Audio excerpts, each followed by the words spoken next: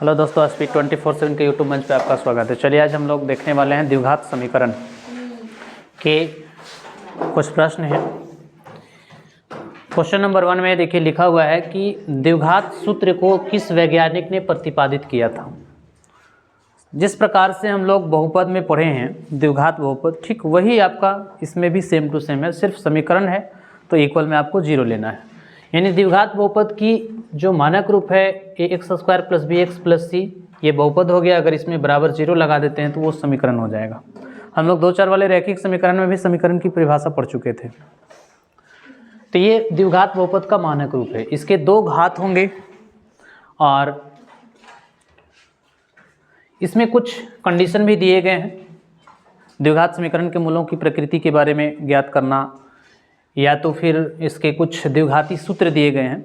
सवाल है हमारा कि द्विघात सूत्र को किस वैज्ञानिक ने प्रतिपादित किया था। द्विघातीय सूत्र जो होता है मूल x बराबर -b + -b² - 4ac बटा 2a, इसे हम लोग द्विघातीय सूत्र कहते हैं। इसका प्रतिपादन करने वाले जो थे वो श्रीधाराचार्य महोदय थे। श्रीधाराचार्य महोदय, इन्होंने ही इस सूत्र का प्रतिपादन किया था। b² - 4ac को हम लोग d यानी विवेचक कहते हैं, या तो फिर विविक्तर कहते हैं। विवेचक इसी को कहा जाता है। b² - 4ac। तो इस प्रश्न में लिखा है कि द्विघात सूत्र को किस वैज्ञानिक ने प्रतिपादन किया था। इस प्रश्न का जो विकल्प नंबर होगा वो ए होगा। श्रीधाराचार्य महोदय ने इस सूत्र को दिया था। क्वेश्चन नंबर 2 में देखिए लिखा है कि निम्न में कौन द्विघातीय समीकरण नहीं है। अब ये जो विकल्प हमारा दिया गया है x + 2 का होल क्यूब इंटू x बराबर x × x² - 1 है। द्विघात समीकरण चेक करने के लिए जिस प्रकार से बहुपद में पढ़े हैं सेम टू सेम इसमें भी वही है। विकल्प नंबर अगर ए की बात की जाए तो x + 2 का होल क्यूब है और x × x² - 1, इसे चेक करना है कि इसमें से कौन सा द्विघात समीकरण नहीं होगा। हमें फिलहाल देखिए इस विकल्प की बात किया जाए 4 में जो a b c d में, यहीं से हमें पता चल रहा है कि इसका नहीं होगा। ये सारे के सारे होंगे, चूंकि विकल्प नंबर जो d दिखाई दे रहा है इसकी अगर बात किया जाए तो x² ये ऊपर चला जाएगा तो ये पावर में ऐसा होगा बराबर 2। इसको अगर हम इस रूप में लाएंगे तो -2 बराबर 0, जो एक द्विघात समीकरण को संतुष्ट नहीं कर रहा है।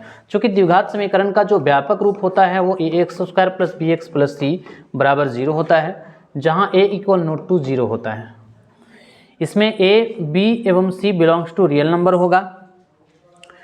बहुपद में जैसे हम लोग पढ़े थे कि घात जो है पावर में नहीं होना चाहिए, नेगेटिव, और घात भिन्न में नहीं होना चाहिए, ठीक है, वही भिन्न बटा। तो यहाँ भी घात जो दिख रहा है वो माइनस में पावर दिख रहा है, तो ये बहुपद नहीं होगा। यानी इस प्रश्न का जो विकल्प नंबर होगा वो डी होगा। अगर हम ऑप्शन नंबर ए को चेक करें तो देखिए वो आपका बहुपद होगा।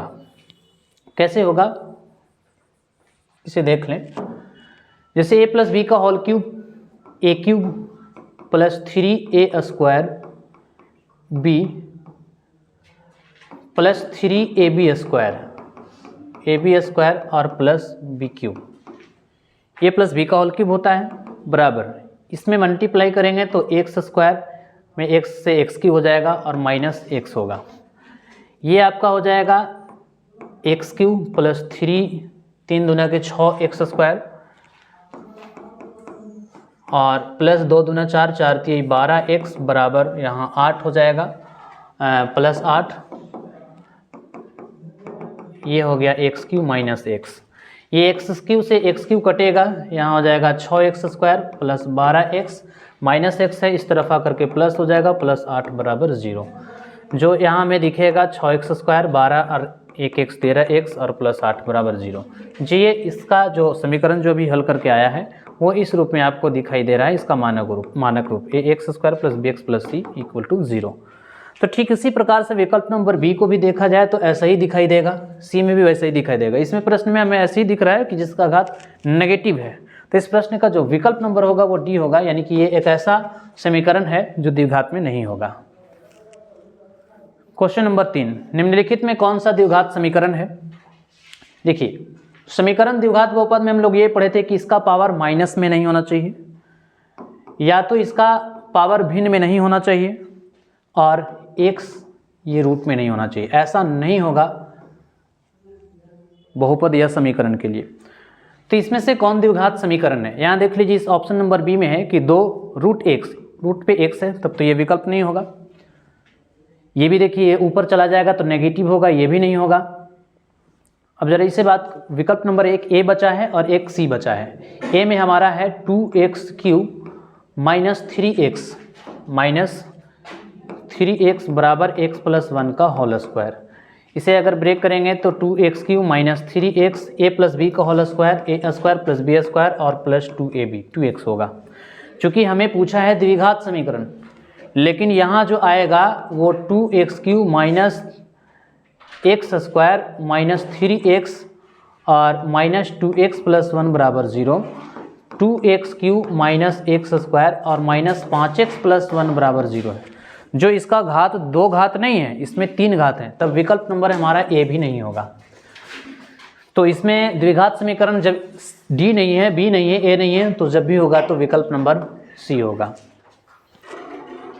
क्वेश्चन नंबर 4, क्वेश्चन नंबर 4 में है निम्नलिखित में कौन सा द्विघात समीकरण नहीं है। और इस टाइप के प्रश्न 1 नंबर का एकदम अवश्य आपको परीक्षा में आना ही आना है, क्योंकि एक क्वेश्चन पूछे जाएंगे इनमें से कौन द्विघात बहुपद है या कौन द्विघात समीकरण है। ठीक है, द्विघात समीकरण नहीं है। अब ऑप्शन को देखें, अगर विकल्प नंबर ए की बात किया जाए 5x प्लस 2x स्क्वायर बराबर x स्क्वायर प्लस 3 है। नहीं की बात किया है हमारा, ए में है 5x प्लस 2x स्क्वायर बराबर x स्क्वायर प्लस 3। देखिए ये 2x स्क्वायर है, x स्क्वायर इसका ए पेयर है, तो इस तरफ आएगा तो माइनस हो जाएगा और प्लस 5x माइनस 3 बराबर 0। 2x स्क्वायर में से 1x स्क्वायर चला जाएगा तो x स्क्वायर प्लस 5x और माइनस 3 बराबर 0। जो यह एक द्विघात समीकरण है, तब तो ये हमारा विकल्प नंबर जो ए दिख रहा है ये द्विघात समीकरण है। विकल्प नंबर बी को देखा जाए x square x³ minus x square बराबर x माइनस 1 का होल क्यूब, तो ये जो हो जाएगा x³ minus x square a minus B का होल क्यूब, तो होगा a³ minus 3a square b plus 3ab square और माइनस b³। ये हो जाएगा x³ माइनस x स्क्वायर बराबर x³ माइनस 3x स्क्वायर और प्लस 3x माइनस 1। क्यूब से क्यूब कट जाएगा तो माइनस x स्क्वायर और plus 3x square plus 3x minus 1 बराबर 0। जो ये भी एक द्विघात समीकरण के रूप में दिख रहा है। हालांकि 3x स्क्वायर में से x स्क्वायर घटेगा तो हो जाएगा 2x square plus 3x minus 1 बराबर 0। तो ये भी द्विघात समीकरण के रूप में है। ऑप्शन नंबर सी को देखा जाए, a प्लस बी का स्क्वायर है बराबर 3 into x square minus 5। a plus B का whole square a square plus B square और प्लस 2ab हो जाएगा 6x बराबर यहाँ से हो जाएगा 3x स्क्वायर माइनस 15। तो x स्क्वायर प्लस तो इधर आ जाएगा minus 3x square plus 6x और प्लस 9 माइनस तो इधर प्लस आ जाएगा 15 बराबर 0 हो जाएगा। यानी ये हो गया minus 2x square plus 6x और 15 और 9, ये हो गया 24 बराबर 0। तब तो ये भी द्विघात समीकरण है। विकल्प नंबर डी को भी देख लिया जाए कि ये द्विघात समीकरण है कि नहीं। अब यहीं पे देख लेते हैं हम, ए स्क्वायर ए प्लस बी का होल स्क्वायर, इसको तोड़ेंगे तो ए प्लस बी का होल स्क्वायर तोड़ेंगे तो हो जाएगा ए स्क्वायर प्लस बी स्क्वायर और प्लस 2ab बराबर हो जाएगा 2x स्क्वायर प्लस 5।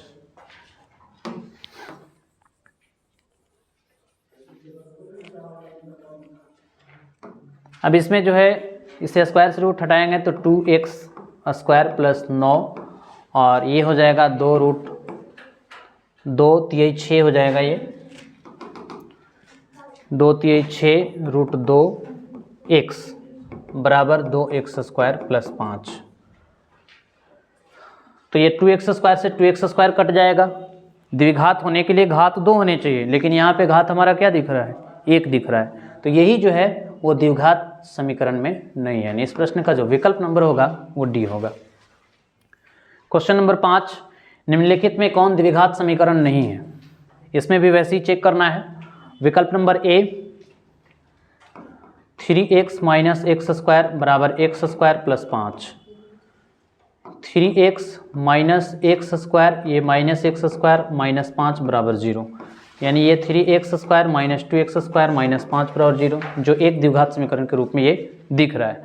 विकल्प नंबर अगर बी की बात किया जाए तो विकल्प नंबर बी में है a प्लस बी का whole square 2 into x square minus 5, A square plus B square और plus 2ab, 2x square minus 10 हो जाएगा, यानी कि ये हो जाएगा x square minus 2x square, यानी यहाँ से भी हमें दिख रहा है कि ये द्विघात समीकरण है। विकल्प नंबर बी भी द्विघात समीकरण है।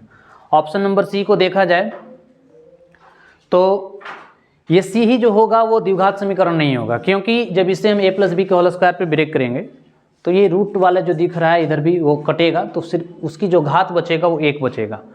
ठीक है, ऐसे करके भी आप देख सकते हैं, यानी इस प्रश्न का जो विकल्प नंबर होगा वो सी होगा, जो द्विघात समीकरण नहीं है। यदि समीकरण 3x square minus 10x plus 3 का एक मूल है तो दूसरा मूल क्या होगा? अब मूल से रिलेटेड है तो कुछ समझ लीजिए। जैसे यदि द्विघात समीकरण, इसे हम नेक्स्ट पेज में लेकर के चलते हैं, इसका कुछ थ्योरी को क्लियर किया जाए।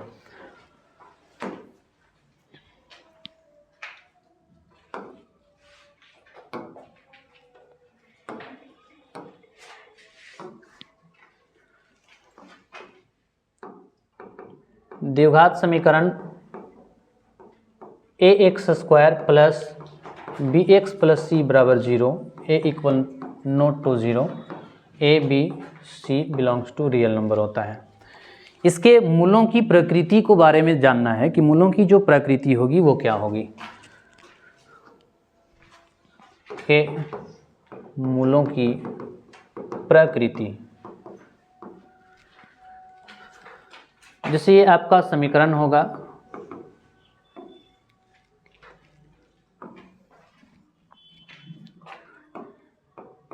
ये मूलों की प्रकृति होगी और ये आपका मूलों का मान होगा, मूलों का मान।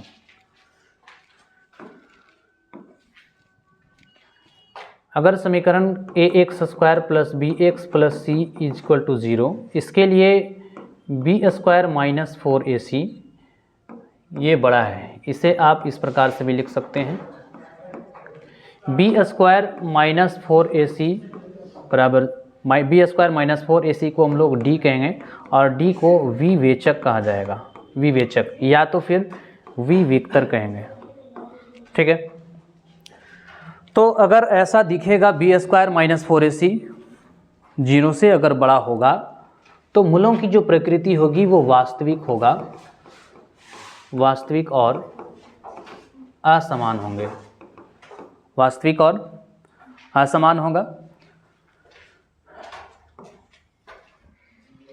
और a x square plus b x plus c बराबर 0 के लिए अगर बी स्क्वायर माइनस 4ac बराबर 0 है, यानी कि डी जो है 0 होगा, तो वास्तविक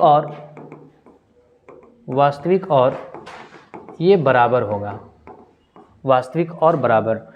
अगर विवेचक आपका a x square plus b x plus c समीकरण का विवेचक बी स्क्वायर माइनस 4ac 0 से छोटा हो जाए तो इसकी जो मूलों की जो प्रकृति होगी वो अवास्तविक होगा, अवास्तविक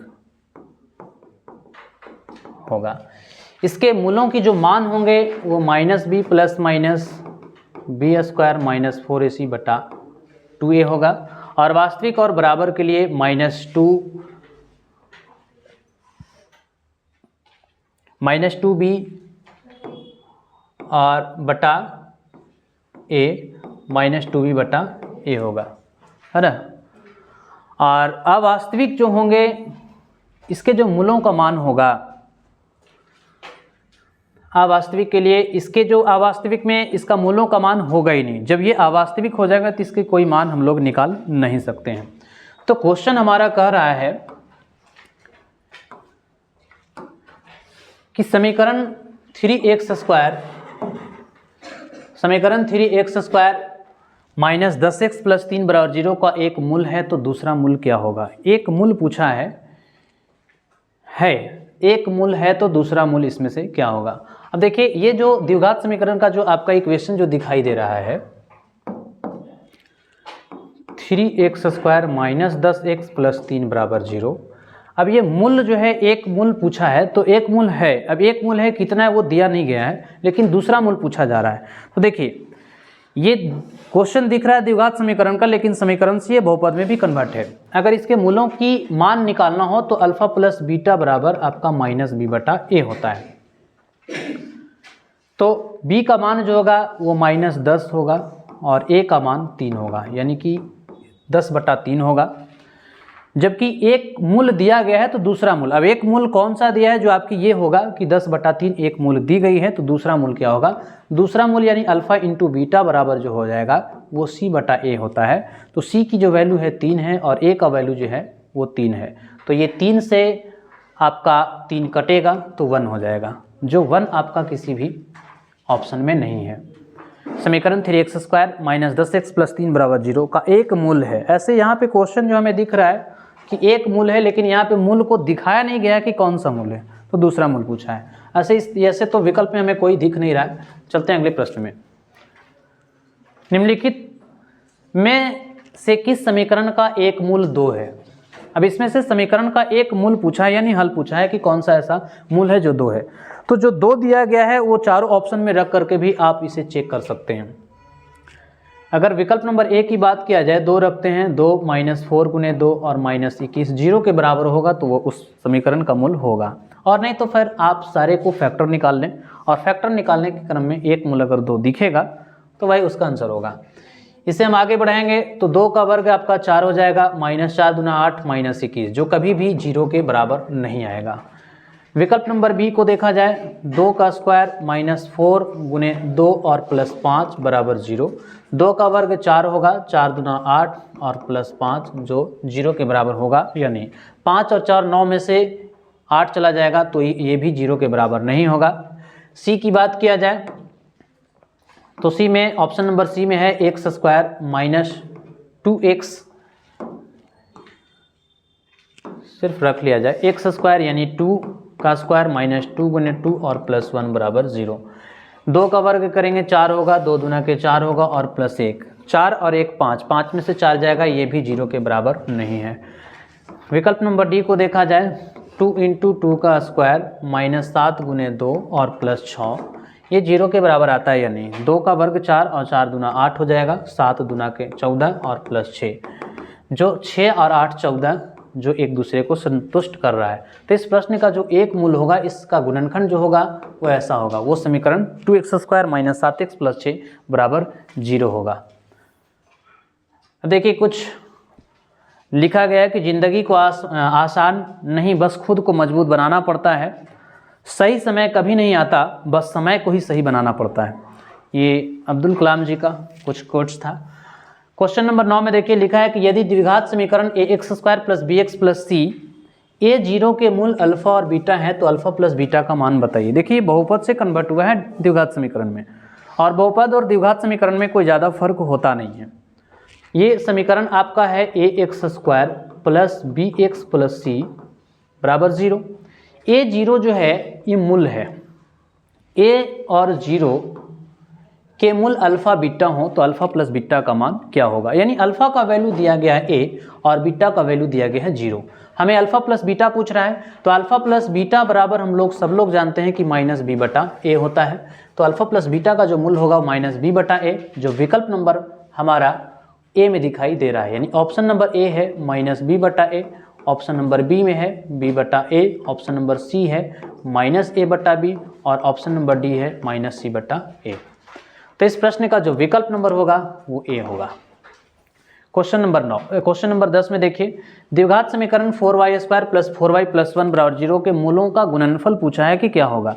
तो मूलों का गुणनफल ये समीकरण है 4x² + 4y और +1 बराबर 0।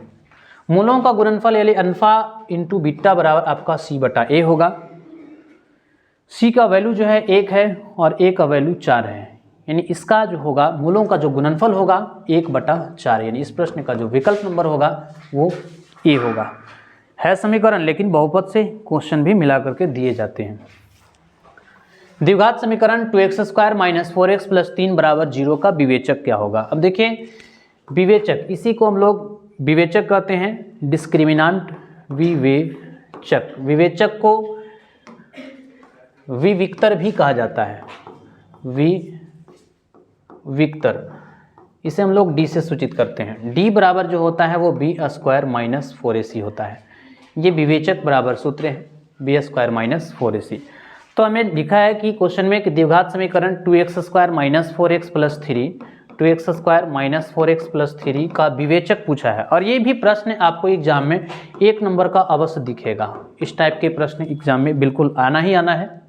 2x² - 4x + 3, यहाँ से a का वैल्यू x² के गुणांक से हो जाएगा, b का वैल्यू x के गुणांक से, और c का वैल्यू जो होगा वो अचर पद के से वैल्यू निकलेगा। हमें d निकालना है यानी विवेचक निकालना है, b² - 4ac।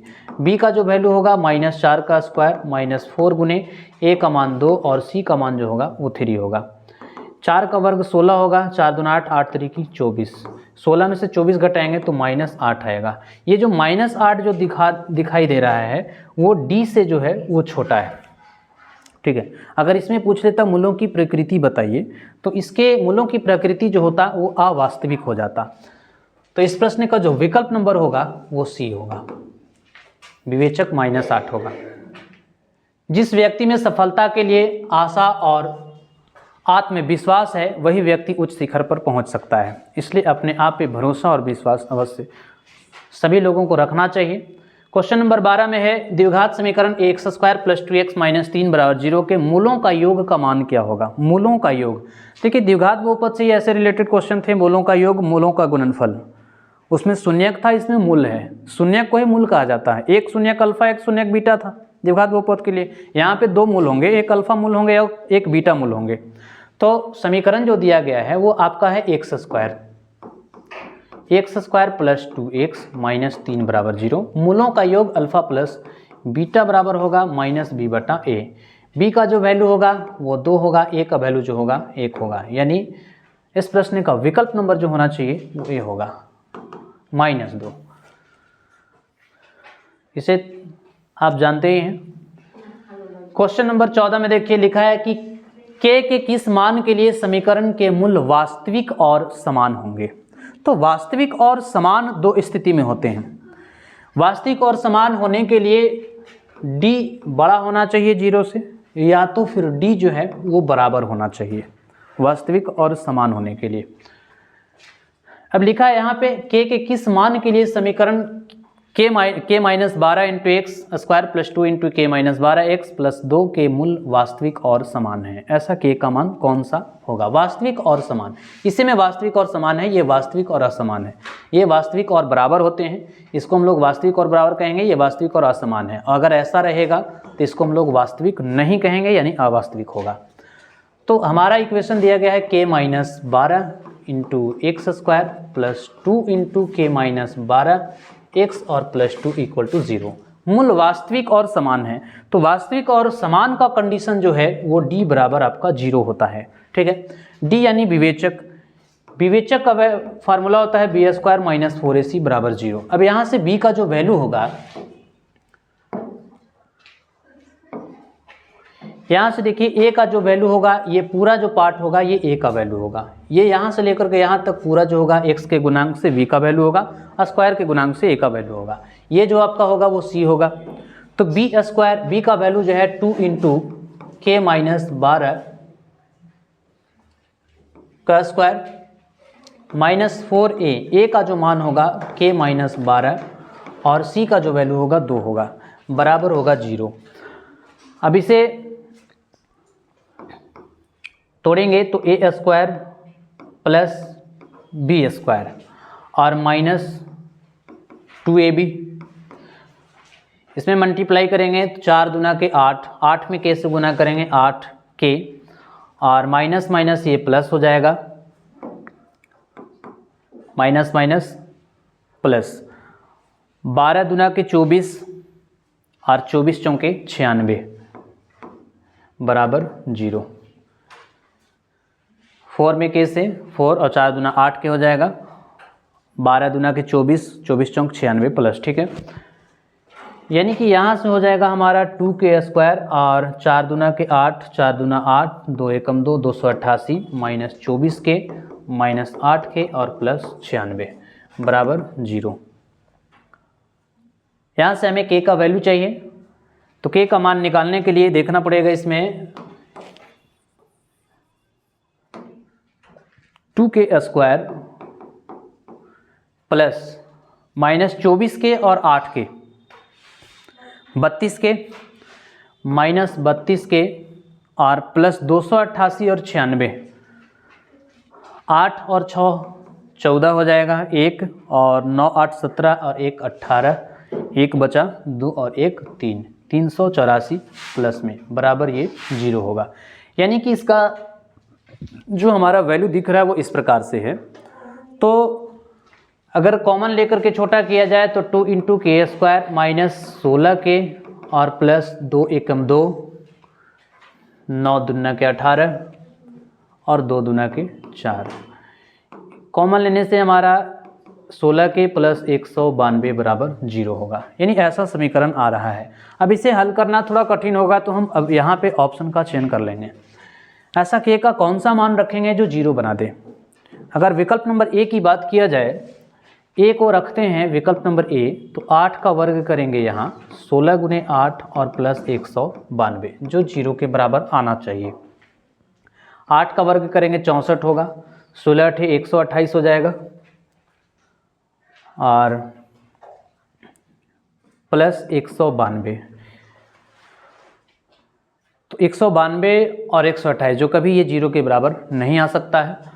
विकल्प 8 लेने से नहीं आ रहा है। विकल्प नंबर बी का चयन करेंगे। हमारा समीकरण जो दिखेगा अब ऐसा होगा k² माइनस 16 k प्लस 192 बराबर 0। यानी इसमें ऑप्शन नंबर बी की बात किया जाए तो बी तो एक बड़ा वैल्यू है। 9 को लेकर के देखते हैं, 9 का स्क्वायर और माइनस 16 गुने 9 और प्लस 192 ये बराबर 0। 9 का वर्ग 181 हो जाएगा, सिर्फ 81 और 16 नमे 144 और प्लस 192। 192 और 81 ये भी ज़्यादा वैल्यू हो जाएगा, जो ये भी इसको सेटिस्फाइड नहीं कर रहा है। विकल्प नंबर सी की बात किया जाए तो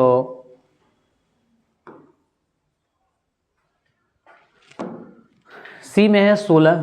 अब के का मान हम 16 लेंगे और माइनस 16 गुने 16 और प्लस 192 ये 0 के बराबर आता है कि नहीं, इसको चेक कर लिया गया, ये नहीं है। इसको भी चेक कर लिया गया, ये भी नहीं है। विकल्प नंबर सी की बात किया जाए, 16 का वर्ग हो जाता है 256 और ये भी हो जाएगा 256 और प्लस 192 जो ये भी 0 के बराबर नहीं आएगा। यानी विकल्प नंबर अब सी की बी को देखा जाए ये भी आपका नहीं होगा। यानी के का ऐसा कौन सा मान रखा जो वो वास्तविक है ना।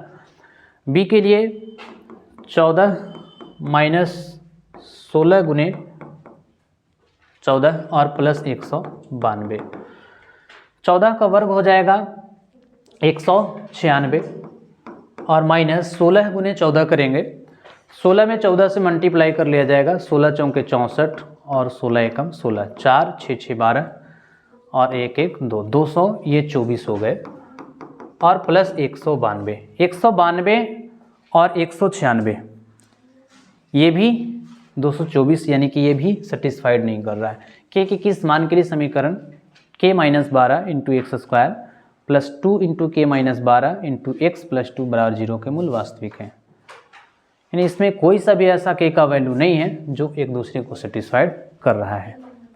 ठीक है क्या, इसमें ऐसे कोई ऑप्शन ही नहीं है जो हमें k का वैल्यू प्राप्त कर सके। यानी इसमें एक विकल्प बनाएंगे none of these. Question number 15, समीकरण Y square plus Y plus 5 बराबर 0 के मूल हैं। दो मूल पूछा है कि मूल क्या होंगे। अब इसमें चेक करके बताना है कि मूल इसका क्या होगा, वास्तविक और असमान होगा, या वास्तविक समान होगा, या वास्तविक नहीं, या अनगिनत होगा। अब इसकी मूलों की प्रकृति, मूल को चेक करने के लिए इसकी प्रकृति देखना होगा। हमारा है Y square plus Y plus 5 बराबर 0। यहाँ से मूलों की प्रकृति चेक करने के लिए विवेचक को निकालना होगा। डी बराबर हो जाएगा B square minus 4ac, B का मान 1 का स्क्वायर माइनस 4 इंटू ए का मान 1 और इंटू सी का मान 5। 1 का वर्ग 1 होगा, 5 चौके 20, यानी ये जो आया -19। अगर d 0 से छोटा हो जाता है तब ये जो होता है वास्तविक नहीं होगा, वास्तविक नहीं है। ठीक है, तो इस प्रश्न का जो विकल्प नंबर होगा वो सी होगा। क्वेश्चन नंबर 16 में है यदि द्विघात समीकरण x square minus P x plus 4 बराबर 0 के मूल बराबर है तो p का मान क्या होगा। अब मूल बराबर है तो मूल बराबर होने का कंडीशन d बराबर 0 होना चाहिए। ठीक है, बी स्क्वायर माइनस 4ac जो होगा वो 0 होगा, यानी बी स्क्वायर माइनस 4ac बराबर 0। b का वैल्यू जो दिख रहा है वो माइनस आपका p है, -4 इंटू ए का मान 1 और c का मान 4 होगा बराबर 0। ये हो जाएगा पी स्क्वायर, ये हो जाएगा 4 चौके 16 बराबर 0, पी स्क्वायर बराबर 16। अब ये स्क्वायर हटेगा तो प्लस माइनस साइन के साथ रूट चढ़ जाएगा, यानी कि रूट चढ़ेगा तो ये वर्गमूल हो जाएगा आपका, प्लस माइनस 4 होगा, यानी p का जो मान होगा, p का जो मान होगा वो एक बार प्लस में 4 होगा और एक बार माइनस में 4 होगा, यानी विकल्प नंबर जो होगा वो b होगा। यदि द्विघात समीकरण P x square plus 4x plus 3 बराबर 0 के मूल बराबर हो तो p का मान क्या होगा। ये तो रिपीटेड क्वेश्चन है, नहीं, ये आपका समीकरण दिया गया है P x square plus 4x plus 3 बराबर 0। इसके भी मूल बराबर हों तो मूल बराबर हो यानी d बराबर है, और d को हम लोग बी स्क्वायर माइनस 4ac कहते हैं। b का मान जो होगा वो 4 होगा, 4 का स्क्वायर माइनस 4 इंटू ए का वैल्यू p होगा, c का मान 3 होगा, 4 का वर्ग 16 हो जाएगा, 4 तिहाई 12p बराबर 0, यानी 16 बराबर आपका हो जाएगा 12p। 4 चौके 16 होगा, 4 तिहाई 12 होगा, p का जो वैल्यू होगा वो 4/3 होगा, 4/3 विकल्प नंबर जो होगा वो b होगा। क्वेश्चन नंबर 18, के किस मान के लिए समीकरण के x square plus 4x plus 1 बराबर 0 के मूल वास्तविक तथा असमान है। वास्तविक और असमान इस केस में होता है जब d जो होता है मूल जो होगा वो 0 से बड़ा होगा। तो वास्तविक और असमान है तो k का ऐसा कौन सा वैल्यू होगा, हो जाएगा बी स्क्वायर माइनस 4ac बराबर 0। ऐसा आना चाहिए तब वो वास्तविक और असमान होगा। b का मान 4 है, -4 इंटू ए का वैल्यू 1 k और c का वैल्यू 1 बराबर 0, ये 16 होगा, ये हो जाएगा 4k बराबर 0, 16 बराबर 4k, 4 चौके 16, यानी k का जो मान होगा वो 4 होगा, k का जो वैल्यू आया वो 4 आया। अब यहाँ पे लिखा है कि मूल वास्तविक तथा असमान है। मूल वास्तविक तथा असमान ऐसी कंडीशन में होता है, अगर प्रकार ये ऐसा रहता d बराबर 0 तो इसको हम लोग कहते हैं कि मूल वास्तविक और बराबर है, ये और बराबर, ये बराबर है। अगर स्थिति ऐसी बनती तो हम इसे कहते हैं कि मूल वास्तविक नहीं है, मूल वास्तविक नहीं है। ठीक है, तो प्रश्न में हमें कहा है कि k का ऐसा कौन सा वैल्यू होगा जो मूल वास्तविक तथा असमान है। वास्तविक और असमान होने के लिए यहाँ पे k का वैल्यू 4 तो दिख रहा है, विकल्प में भी 4 हमको दिख रहा है k बराबर 4, लेकिन वो प्रश्न गलत होगा। अगर हम विकल्प नंबर सी की तरफ चलते हैं तो वो विकल्प जो हो जाएंगे वो क्वेश्चन का आंसर गलत होगा, क्योंकि हमारा क्वेश्चन में ये कह चुका है कि मूल वास्तविक और असमान होना चाहिए। वास्तविक और असमान होने की कंडीशन ऐसा होता है कि d जो होना चाहिए वो 0 से बड़ा होना चाहिए, और 0 से बड़ा नहीं, यहाँ पे हमें जो दिख रहा है वो बराबर है, यानी k की जो वैल्यू आना चाहिए वो इस प्रकार से होना चाहिए, k का जो मान होगा वो 0 से बड़ा होगा। तो ये देखिए k का मान ये 4 से बड़ा है, ठीक है, यहाँ k का मान जो है 4 से छोटा है, ये k बराबर है, ये k का मान 4 से बड़ा भी है और बराबर भी है। तो इसका स्थिति जो k बराबर 4 जो हमें दिख रहा है मूल वास्तविक तथा जो असमान है, असमान होने के लिए ये जो d जो हमको होना चाहिए इस प्रकार से होना चाहिए, यानी कि ये जो k का जो वैल्यू है वो 0 से बड़ा होना चाहिए। तो बड़ा होने के लिए क्या करना पड़ेगा, k बराबर जो 4 हमें दिख रहा है मूल वास्तविक और असमान के लिए, तो 0 से बड़ा होना चाहिए, यानी 0 से बड़ा होने के लिए हमें k का वैल्यू ऐसा लेना पड़ेगा, k जो है 0 से बड़ा होगा यानी 4 से बड़ा होगा, विकल्प नंबर p होगा। चलते हैं अगले प्रश्न में। प्रश्न संख्या 19, द्विघात समीकरण 4x² + 4x + 1 = 0 के मूलों की प्रकृति क्या होगी। अब प्रकृति पूछा है कि इसका प्रकृति किस प्रकार से होगा। ये 4x² + 4x + 1 = 0। अब इसके मूलों की प्रकृति पूछा है कि कैसा होगा। इसके 3 स्थिति होते हैं प्रकृति जानने के लिए, या तो अगर ऐसा होगा, या ऐसा होगा, या तो फिर ऐसा होगा। अगर ये होगा तो आपका वास्तविक और असमान होगा। ठीक है, ये वास्तविक और बराबर होंगे, ये वास्तविक नहीं होगा। तो इसे चेक करने के लिए विवेचक निकालना ही पड़ेगा, b² - 4ac। b का जो वैल्यू है वो 4 है, 4 का स्क्वायर -4 × a और c का मान 1। ये हो जाएगा 16, ये हो जाएगा 16। ये जो 16 और 16 कट के आएगा वो 0 हो जाएगा। 0 जो होगा वो वास्तविक और क्या होगा, वास्तविक और बराबर होगा, यानी समान होगा। तो वास्तविक और असमान तो नहीं होगा, कोई मूल वास्तविक नहीं, ये भी नहीं होगा, इनमें से कोई नहीं, यानी वास्तविक और बराबर होगा। विकल्प नंबर जो होगा वो भी होगा। प्रश्न संख्या 20 में लिखा है द्विघात समीकरण x² - 15x + 50 = 0 का विवेचक क्या होगा, विविक्तर। विवेचक निकालने के लिए सिर्फ हमें d की जरूरत पड़ती है, यानी विवेचक बराबर b² - 4ac।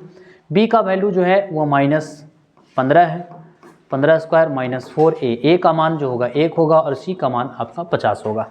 15 का वर्ग करेंगे 225 हो जाएगा, 50 में 4 से गुना करेंगे वो 200 हो जाएगा। 225 में से 200 को घटाएंगे आपका 25 होगा, यानी इसका विवेचक जो होगा वो 25 होगा। और ऐसे भी प्रश्न आपको एग्जाम में अवश्य आएंगे 1 नंबर में।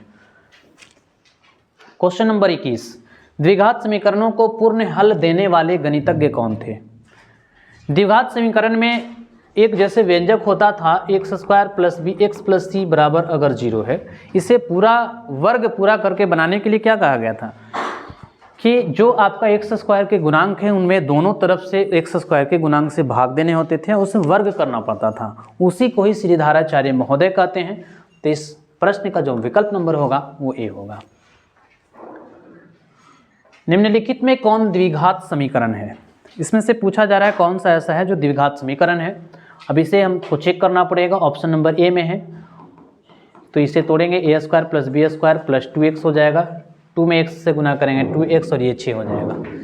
तो इसे अगर हम आगे बढ़ाया जाए तो x², ये 2x से 2x कटेगा, x² और +1 और +6 = 0, यानी कि हो जाएगा x² + 7 = 0, जो ये भी एक द्विघात समीकरण है। ये द्विघात समीकरण इसे देख लिया जाए, AQ + BQ + 3a² b और +3ab² बराबर हो जाएगा 2x³ - 6x। तो ये तो हमारा द्विघात समीकरण नहीं होगा, क्योंकि यहाँ x³ है और यहाँ 2x³ है, तो एक x³ तो बचेगा, घात होने चाहिए 2, ये नहीं होगा। इसे देख लें चेक करके, x + 1 का होल स्क्वायर -x - 1 का होल स्क्वायर बराबर 0 है। a² + b² + 2ab - a² और प्लस a² + b² -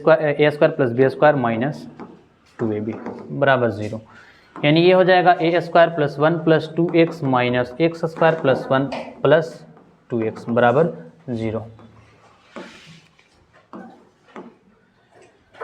तो ये x² और ये x² कटेगा, ये 2x और 2x 4x और 1 1 2 बराबर 0, यानी द्विघात समीकरण इनमें से द्विघात समीकरण कौन है, यानी विकल्प नंबर जो ए जो हमें दिखाई दे रहा था ये द्विघात समीकरण के रूप में है। ये द्विघात समीकरण नहीं है, ये भी द्विघात समीकरण नहीं है, इनमें से तो कोई होगा ही नहीं।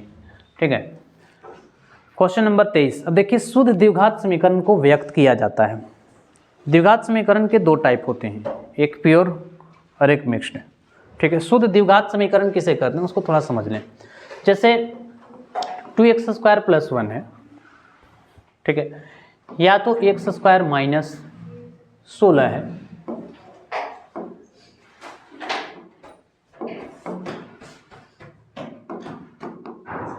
ठीक है, 2x² + 11x + 6, ये जो है आपका शुद्ध द्विघात समीकरण नहीं है, शुद्ध द्विघात समीकरण नहीं है ये, इसको हम लोग अशुद्ध द्विघात समीकरण कहते हैं। ये आपका जो है अशुद्ध द्विघात समीकरण है, अशुद्ध, ये आपका शुद्ध द्विघात समीकरण है, जिसमें सिर्फ x² का स्क्वायर घात 2 हो और उसके साथ सिर्फ कांस्टेंट टर्म हो। तो इसमें लिखा है कि शुद्ध द्विघात समीकरण को व्यक्त किया जाएगा। तो शुद्ध द्विघात समीकरण को इस रूप से हम लोग व्यक्त कर सकते हैं, यानी कि हो जाएगा ax² plus c equal to 0। ठीक है, माइनस भी नहीं होगा क्योंकि ये तो आपका ये इसका व्यंजक जो होगा मानक रूप होगा शुद्ध द्विघात समीकरण का ax² प्लस c बराबर 0 होगा। इस प्रश्न का विकल्प नंबर जो होगा वो ये होगा। मिश्रित द्विघात समीकरण जिसको हम लोग अशुद्ध कहते हैं, यहाँ पे देखिए ये क्वेश्चन में था, अभी बताया जा रहा था कि ये अशुद्ध यानी मिक्स्ड द्विघात क्वाड्रेटिक इक्वेशन है। तो इसमें भी क्वेश्चन हमारा पूछा है कि मिश्रित द्विघात समीकरण का व्यापक रूप क्या होगा। तो यही जो है वो मिश्रित द्विघात समीकरण का व्यापक रूप है, क्योंकि ये जो आपको दिखाई दे रहा है ये शुद्ध द्विघात समीकरण है प्योर, जबकि ये कोई द्विघात समीकरण का व्यंजक है ही नहीं, ये हालांकि ये तो कोई होगा ही नहीं। प्रश्न संख्या 25, x² माइनस 9x प्लस 18 के हल समुच्चय बताइए। देखिए हल समुच्चय भी काफ़ी इंपॉर्टेंट क्वेश्चन होते हैं। यहाँ से हल समुच्चय निकालने के लिए भी हमें क्या करना होगा कि हल समुच्चय यानी इसका जो हल होगा 2 पे और 3 पे अगर दोनों पे हल होगा वो उसका हल समुच्चय होगा। x² माइनस 9x प्लस 18 हल समुच्चय के लिए बराबर में 0 होना चाहिए। अगर हम 2 लेते हैं, 2 का स्क्वायर माइनस 9 गुने 2 और प्लस 18, 2 का वर्ग 4 होगा, 9 दूना 18 और प्लस 18, ये 18 से 18 कटेगा, ये 0 के बराबर नहीं आएगा, विकल्प नंबर ए नहीं होगा। बी की बात किया जाए, जब ये 2 पे नहीं है तो ये 2 पे भी नहीं होगा, तब तो यहाँ से भी ये भी छट जाएगा। विकल्प नंबर 1 सी बचा और 1 डी बचा है। सी को लिया जाए माइनस 2 का स्क्वायर माइनस 9 गुने माइनस 2 और प्लस 18, तो ये 4 हो जाएगा और ये प्लस 9 दूना 18 और प्लस 18, जो ये भी नहीं होगा। ठीक है, यानी कि इसका कोई नहीं होगा, इसका हल समुच्चय जो होगा इनमें से कोई नहीं। हल समुच्चय यानी कि कौन से, ये जो आपको जो दिया गया विकल्प कौन से वैल्यू लेने पे जो उसको शून्य बना दे। क्वेश्चन नंबर 26 का एक हल है 3x² माइनस 2x माइनस 1 बराबर 0 का एक हल पूछा जा रहा है कि इसका एक हल कौन सा होगा। तो इसे एक हल रखने के लिए आप ऑप्शन का भी चयन कर सकते हैं, नहीं तो फिर गुणनखंड निकाल सकते हैं। गुणनखंड निकाल करके x का वैल्यू जाएगा, उसमें से जो शून्य दिखेगा, तो उतना हम नहीं करेंगे क्योंकि ऑब्जेक्टिव के लिए समय कम होता है, तो कम समय में ही आपको आगे बढ़ना है। ऑप्शन नंबर ए की बात किया जाए तो 3 गुने 1 का स्क्वायर माइनस 2 गुने 1 माइनस 1 बराबर 0, 0 आना चाहिए। 3 1 का वर्ग 1 होगा, 3 माइनस 2 माइनस 1 बराबर 0, 2 1 3 3, ये 0 के बराबर आ रहा है, यानी ऑप्शन नंबर ए अभी सेटिस्फाइड कर रहा है हमारा। विकल्प नंबर बी की बात किया जाए तो 3 गुने 2 का स्क्वायर माइनस 2 गुने 2 और प्लस 1, कि क्या 0 के बराबर आ रहा है। 2 दूना 4, 4 3 12 और माइनस 4 प्लस 1, जो कभी भी 0 के बराबर नहीं आएगा, ये तो नहीं होगा। सी की बात किया जाए 3 गुने 1/2 का स्क्वायर माइनस 2 गुने 1/2 प्लस 1 बराबर 0, ये 3 गुने 1/4 होगा, ये कटेगा, माइनस 1 प्लस 1 ये भी कट जाएगा, जो ये भी 0 के बराबर नहीं है। विकल्प नंबर डी को लिया जाए 3 गुने 3 का स्क्वायर माइनस 2 गुने 3 प्लस 1, जो ये भी 0 के बराबर नहीं होगा। इस प्रश्न का जो विकल्प नंबर होगा वो ए होगा, इसका एक हल जो होगा वो 1 होगा। Question number 27, 9x² minus 3x minus 2 बराबर 0 का एक हल होगा। ऐसे ही प्रश्न आपको एग्जाम में दिखेंगे। अब एक हल निकालने के लिए देखिए ये जो ऑप्शन दिया गया है 2/3 1/3 माइनस 2/3, या इनमें से कोई नहीं। एक हल होने के लिए आप शून्यकों का योग यानी मूलों का योग और मूलों का गुणनफल से भी इसे ज्ञात किया जा सकता है। मूलों का योग अगर हम निकालते हैं तो अल्फा प्लस बीटा बराबर जो हो जाएगा वो माइनस b/a होगा, और a का वैल्यू जो है वो 9 है, यानी कि 3/9, 3 एकम 3 3 3 9, 1/3, एक मूल ऐसा दिख रहा है। अच्छा, गुणनफल से भी चेक करके देख लें, c/a, c का वैल्यू -2 और a का वैल्यू 2, जो -2/9 किसी में नहीं है। और ऐसे भी देख लीजिए, यानी कि एक मूल जो आएगा वो 1/3 आएगा। 1/3 अगर रखेंगे तो ये समीकरण संतुष्ट हो जाएगा। हम थोड़ा रख करके भी चेक कर लेते हैं। -3x - 2 बराबर 0, 9 गुने x का जो मूल आया है वो 1/3 है, यानी विकल्प नंबर बी की बात किया जा रहा है। तो 9 गुने 1/3 का स्क्वायर -3 गुने 1/3 और -2, जो शून्य के बराबर होना चाहिए। 9 गुने 1/9 -3 गुने 1/3 और -2 बराबर 0, ये 9 से 9 कटेगा, ये 3 से 3 कटेगा, 1 -1 और -2, ये भी आपका 0 के बराबर नहीं हो रहा है, यानी कि इसका एक हल पूछा जा रहा था। तो ऐसा तो हमें नहीं है, क्योंकि इससे निकालने से हमें नहीं मिल रहा है। विकल्प नंबर हम ए को देख लेते हैं, 2/3 लिया जाए तो 2/3 लेंगे तो 9 गुने 2/3 का स्क्वायर माइनस 3 गुने 2/3, ऑप्शन रख करके चेक कर लेते हैं, -2 बराबर 0, 0 के बराबर आना चाहिए।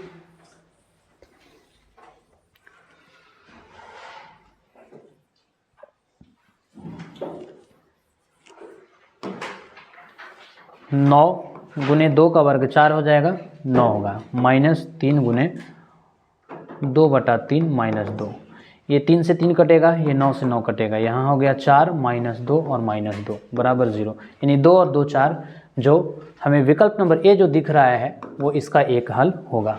1/3 नहीं होगा, -2/3 भी नहीं होगा, इनमें से कोई नहीं होगा। इस प्रश्न का ऑप्शन नंबर जो होगा वो ए होगा। प्रश्न संख्या 28 में देखिए इसके हल होंगे, x² + 4x + 5 के हल होंगे, एक हल होगा, 2 हल होगा, वास्तविक हल नहीं है, इनमें से कोई नहीं। अब इससे पूछा जा रहा है कि एक हल होगा, कौन सा हल होगा? ऐसे देखा जाए कि द्विघात समीकरण है तो इसके 2 ही हल होंगे, लेकिन इसमें हमारा एक विकल्प नंबर सी में भी दिया है कि वास्तविक हल नहीं है, हो सकता है विवेचक 0 से छोटा हो जाए, तो इसे चेक करना पड़ेगा। x² + 4x और +5 बराबर 0, अगर विवेचक निकालते हैं तो b² - 4ac 0, ठीक है, b² 4 का वर्ग -4 गुने a और c 5, 16 - 20, जो ये हमें दिखाएगा 16 - 20 -4, जो ऐसा होगा, यानी d जो है वो 0 से छोटा होगा, और d जब 0 से छोटा हो जाएगा तो वो वास्तविक हल नहीं होगा, ठीक है। यानी इस प्रश्न का जो विकल्प नंबर होगा वो सी होगा। क्वेश्चन नंबर 29, द्विघात समीकरण 2x² - 3x + 1 के एक मूल 1/2 हो तो दूसरा मूल क्या होगा? अब एक मूल दिया गया है, अब देखिए द्विघात समीकरण के 2 मूल होते हैं, एक अल्फा प्लस बीटा से अगर देखा जाए तो -b/a और एक अल्फा × बीटा c/a। हमारा समीकरण दिया गया है 2x² - 3x + 1 बराबर 0। अगर एक मूल हमें मिला है 1/2, अल्फा प्लस बीटा अगर हम निकालते हैं मूलों का योग तो अल्फा प्लस बीटा से होगा -b/a और इसका मूल जो दिया गया है वो हमें क्या है 1। तो यहाँ से द्विघात समीकरण के एक मूल 1/2 है, तो दूसरा मूल क्या होगा? इससे हमें हालांकि कुछ मिलने वाला है नहीं, चूँकि अल्फा प्लस बीटा का मान रखेंगे और इसका वैल्यू जो है से कांस्टेंट में ही आएगा, तो इस नियम से निकलेगा ही नहीं। अब हमें चेक करके देखना ही पड़ेगा, एक मूल 1/2 हो तो दूसरा मूल क्या होगा। ऐसे 1 मिनट, ये 3/2 और इसका जो मूल्य दिया गया है 1/2, ये नहीं सेटिस्फाइड कर रहा है। गुणनफल से देखा जाए तो c के लिए भी 1/2 और इसका मूल 1/2 दिया गया है। तो दूसरा मूल पूछा है, यानी कि अल्फा × बीटा बराबर c/a है, जो एक मूल 1/2 दिख रहा है। तो इसे हम क्या करेंगे, 2x² - 3x + 1, एक मूल 1/2 दिया गया है, तो इसे हम रख करके चेक कर लें कि कौन सा वैल्यू से ये सेटिस्फाइड कर रहा है।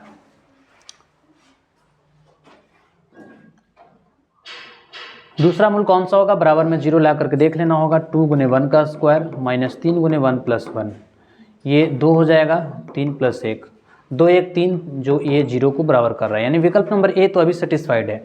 बी में देख लिया जाए, 2 का वर्ग -3 गुने 2 + 1, 2 दूना 4, 4 दूना 8, -3 दूना के ये हो जाएगा 6 और +1, जो कभी भी 0 को सेटिस्फाइड नहीं करेगा, ये नहीं कर रहा है। विकल्प नंबर सी की बात की जाए तो 2 गुने 3 का स्क्वायर -3 गुने 3 और +1, क्या ये 0 के बराबर आएगा?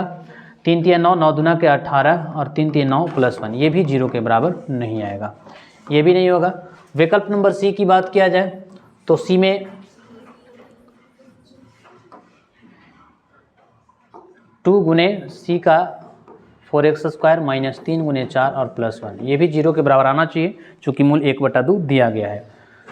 ऐसे प्रश्न में जब कोई ऐसा विकल्प नहीं मिलेगा, कोई ऐसा उपाय नहीं है, तो हमें ऑप्शन रख करके चेक कर लेना होगा, चूँकि समय की बचत होगी। 4 का वर्ग 16 हो जाएगा, 12 और +1, जो ये भी 0 को सेटिस्फाइड नहीं कर रहा है, यानी इस प्रश्न का जो विकल्प नंबर होगा वो ए होगा। एक रखने पे, यानी एक मूल 1/2 है तो दूसरा मूल जो होगा वो 1 होगा। अगर आप इसे चेक करना चाहते हैं तो गुणनखंड भी निकाल लेंगे, तो भी इसका मूल जो आएगा एक 1/2 होगा और एक ए होगा। क्वेश्चन नंबर 30 में है द्विघात बहुपद के शून्यक और द्विघात समीकरण के मूल क्या हैं। यहाँ पे और लिखा हुआ है, द्विघात बहुपद के शून्यक और द्विघात समीकरण के मूल्य क्या होंगे। तो द्विघात बहुपद के जो शून्यक होते हैं, शून्यक और मूल्य भिन्न होते हैं और शून्यक और मूल एक ही होते हैं, का और खा दोनों। अब इसमें देखिए, जो शून्यक होता है वो मूल होता है। द्विघात बहुपद के लिए शून्य कहते हैं, द्विघात समीकरण के लिए मूल कहते हैं। तो इस प्रश्न में लिखा है कि द्विघात बहुपद के शून्यक और द्विघात समीकरण के मूल्य क्या हैं। तो शून्यक और मूल जो हैं क्या अलग अलग होते हैं? नहीं, शून्यक और मूल एक ही होते हैं। बहुपद के लिए शून्यक कहेंगे और समीकरण के लिए मूल्य कहेंगे। ठीक है, तो इस प्रश्न का जो विकल्प नंबर होगा वो बी होगा। Question number 31, x square minus 3x minus 10 बराबर 0 के धनात्मक मूल क्या होगा। धनात्मक मूल पूछा जा रहा है कि धनात्मक मूल क्या होंगे। देखिए, x square minus 3x minus 10 बराबर 0 के धनात्मक मूल पूछा गया है। अब इसके भी गुणनखंड निकालेंगे। अब द्विघात समीकरण है तो एक मूल हो सकता है प्लस में हो या एक माइनस में हो, या दोनों माइनस में हो या दोनों प्लस में हो, लेकिन हमें धनात्मक मूल पूछा है कि इसमें धनात्मक मूल जो होगा कौन सा होगा। इसमें भी हम क्या करेंगे कि ऑप्शन का चयन कर लेंगे और ऑप्शन का चयन करने से हमें पता चल जाएगा। विकल्प नंबर ए की बात किया जाए तो 5 का स्क्वायर माइनस 3 गुने 5 और माइनस 10 बराबर 0। 5 का वर्ग हो जाएगा 25 माइनस 15 माइनस 10 बराबर 0। अब 15 और 10 25, ये 25 जो 0 को सेटिस्फाइड कर रहा है। विकल्प नंबर ए जो है वो 0 को संतुष्ट कर रहा है। अगर बी की बात किया जाए तो बी में हमारा है x square minus 3x minus 10 बराबर 0। बी का वैल्यू 2 रखा जाए, 2 माइनस 3 गुने 2 माइनस 10 बराबर 0। 2 का वर्ग 4, 3 दूना 6 माइनस 10। ये देखिए 0 को सेटिस्फाइड नहीं कर रहा है। ऑप्शन नंबर बी जो है वो एक धनात्मक मूल नहीं होगा, क्योंकि ये ऑप्शन नंबर बी को रखते हैं तो वह धनात्मक मूल नहीं ऋणात्मक मूल देगा। सी को देखा जाए, सी में हमारा जो है वो 3 दिया गया है। ये समीकरण है x square minus 3x minus 10 बराबर 0। 3 को लेते हैं तो 3 का वर्ग माइनस 3 गुने 3 और माइनस 10 बराबर 0। 9 माइनस 9 और माइनस 10, ये भी धनात्मक मूल नहीं देगा। मूल तो आएगा लेकिन धनात्मक नहीं आएगा, यानी विकल्प नंबर सी भी नहीं होगा। डी की बात किया जाए, 4 का स्क्वायर माइनस 3 गुने 4 और माइनस 10 बराबर 0। ये 4 चौके 16, 4 3 12 माइनस 10 बराबर 0। ये 16 है, 12 10 22 हो जाएगा। ये भी यहाँ पे ऋणात्मक मूल आएगा। हमें क्वेश्चन में कहा है कि धनात्मक मूलों की मान पूछा जा रहा है कि धनात्मक मूल क्या होंगे। तो इस प्रश्न का जो विकल्प नंबर होगा वो ए होगा। ठीक है।